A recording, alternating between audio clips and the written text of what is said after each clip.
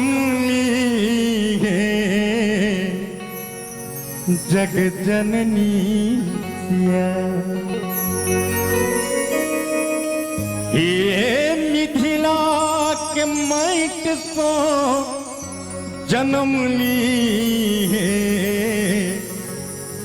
जग जननी सिया। अहे राजा राजा राजा जनक जी के बनी दिया जग जननी सिया।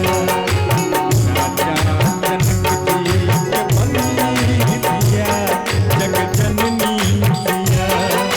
मिथिला के माइट सो जन्म ली है जग जननी सिया। मिथिला के माइट सो जन्म ली है जग जननी सिया। राजा राजा जनक जी के बनी दिया जग जननी सिया। राजा जनक जी के बनी दिया जग जननी सिया।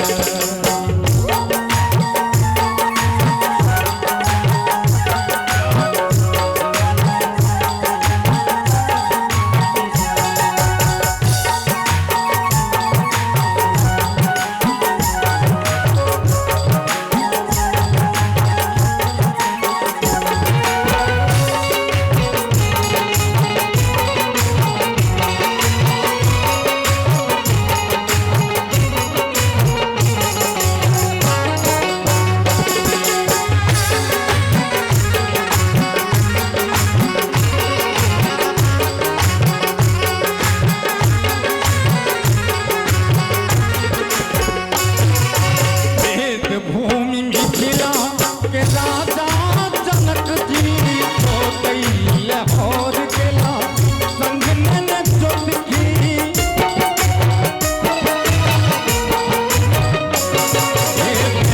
भूमि मिथिला के राजा जनक जी तो कैल और केला संग नन जोतकी। हार लागल खेत तो उतरली जग जननी सिया। हार लागल खेत सौ परली कहवाक तात्पर्य छै उखड़ली नहीं छै। उखाड़ब होइ छै जे बड तौर में गाड़ल छै तकरा ने उखाड़ल जाइ छै कोइर के ऊपरे में छै उपारब। हार लागल खेत सौ उपरली जग जननी सिया। राजा राजा जनक जी के बनी दिया जग जननी सिया। राजा जनक जी के बनी दिया जग जननी सिया।